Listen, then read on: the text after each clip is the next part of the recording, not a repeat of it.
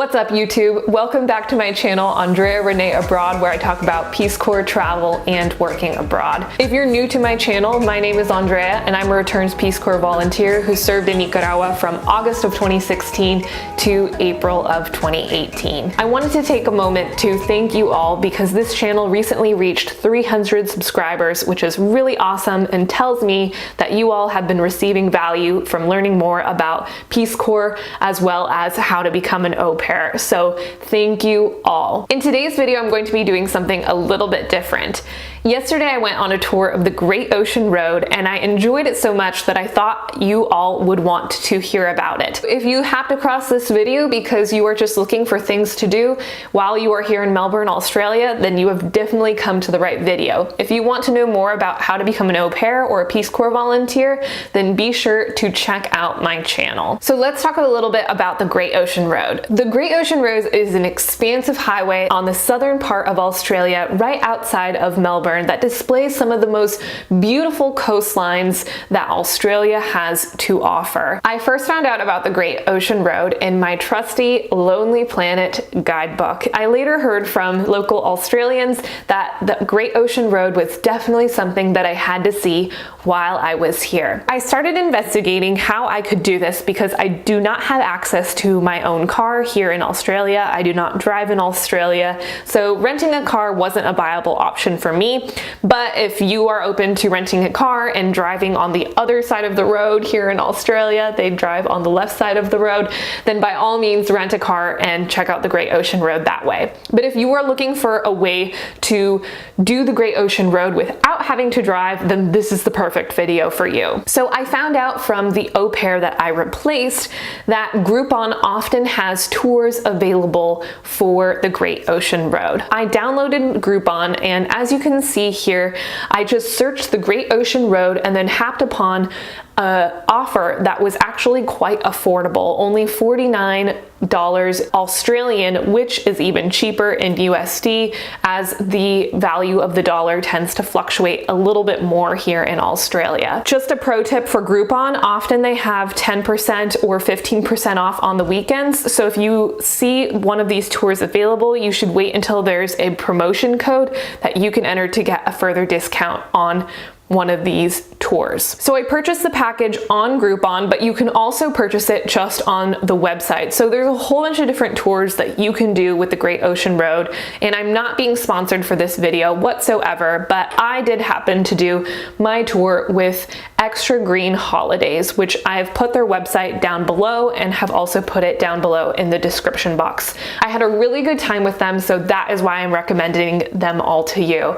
Again, I am not receiving any sort of benefit or money or anything from them. I just really enjoyed it, so this is my review. So once I purchased the package on Groupon, I just had to coordinate with them via email in order to get a date set up. All I did was I sent them the voucher from Groupon, and then I also sent them the day that I would like to go. For me, since I'm an au pair and I work most weekdays, it made the most sense for me to go on a Saturday. So that is what I did, and it was really easy. There didn't seem to be much of a waiting list at all because they were able to give me the first date that I suggested to them. I will say, however, that I believe my first confirmation email went to spam just because it was kind of a weird subject line, but I just emailed them and they were really helpful and responded right away and apologized and resent me my confirmation email. So I knew I was going with enough time to prepare. So luckily I don't live too far away from the city center, which is where the tour set off from.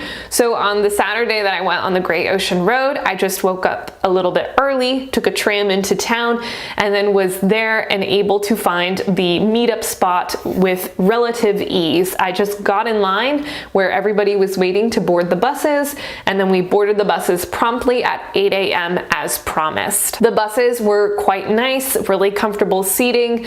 I will say that if you're going on the Great Ocean Road tour, do think about what side of the bus the ocean will be on, because you will only be driving past the ocean once. The bus will go back to Melbourne another route. So you want to try and sit on the side of the bus where the ocean view is. On the bus, there was Wi-Fi, which was amazing. They also had air conditioning. They had curtains to shade you from the sun during the hours that it was glaring a little bit more.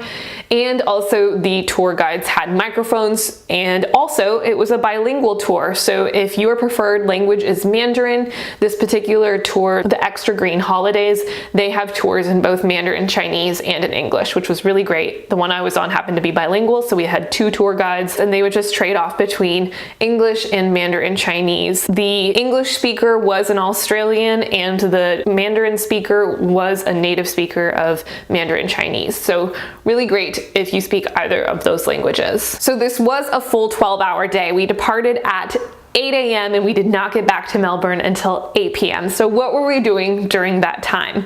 So the Great Ocean Road is enormous, and I don't think you would be able to tackle it all in one day. So this particular tour guide company just selected a few areas along the road and also took into account the fact that they were hauling 54 people, so could only pick places that could accommodate that number of people. So the first stop on the road was the Great Ocean Road Chocolatier and Ice Creamery, and this was honestly more of a pit stop than really a sightseeing thing. But they did have chocolate available for sampling, which was cool. There was white chocolate, milk chocolate, and dark chocolate.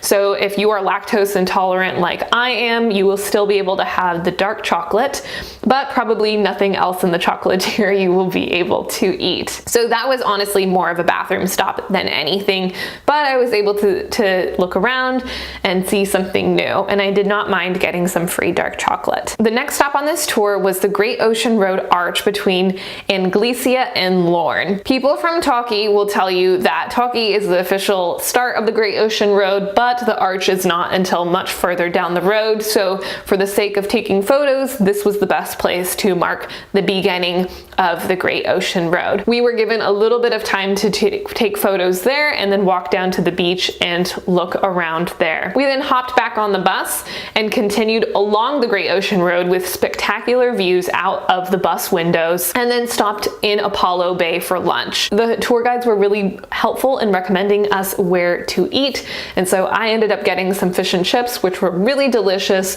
before heading down to the beach and just walking around and enjoying myself, and also just taking in the fact that Antarctica was just across the waters, which as an American was pretty profound to me. Truly down under. After lunch in Apollo Bay, we got back on the bus and drove for quite a long time to get to the 12 Apostles, but it was completely worth it. The 12 Apostles were spectacular, absolutely breathtaking scenery on the coastline of Australia. Again, if you are in Melbourne for any time at all, do the Great Ocean Road, but if you don't have time to do the whole thing, at least do the 12 Apostles, because it is absolutely breathtaking. There was the option to do a helicopter tour for $140. It was a 15-minute helicopter tour. That's not really in my interest, but if that's something that you would like to do, know that that is available. Just a 10-minute drive from the 12 Apostles was the Loch Gorge, which was another breathtaking area where we were able to climb down some stairs to view the ocean from a different level. There was also a cave there, and this area is well known as being the shipwreck coast because there were always ships crashing into this particular coastline because it was very, very rocky. Those are the different things that I saw during this particular tour. There are so many other things that are along the Great Ocean Road, so if you are able to rent a car, by all means do so. Stop in some of the other places that are available there. For me, this was the perfect option because it allowed me to see the Great Ocean Road in the span of a day and then get back to Melbourne by 8 p.m. Basically, the way that this tour worked was, as I stated before, we stopped at different points all the way down the coast, and then at the end we drove all the way back to Melbourne. So that was about a 2.5 hour bus ride back to Melbourne from the Loch Gorge. So definitely download some podcasts for the adventure or bring a book with you so you have something to do, because this is very much a road trip, so you will have a lot of time inside the bus. But for the price, I think that this was totally worth it. I felt very comfortable. I was learning a lot of new things. It was enjoyable. The company was nice. I felt well taken care of, and I was able to get back to Melbourne in a timely manner, which is everything for me. So if you have been wondering what to do while you're here in Melbourne, I definitely suggest that you take at least one day to go do the Great Ocean Road tour, if not on your own, with one of these tours, for example, with the Extra Green Holidays that I took the tour with. I hope you all have found this video informative. Again, I have never done a video like this before where I'm reviewing something that I've done here, so let me know if you liked this video down below in the comments.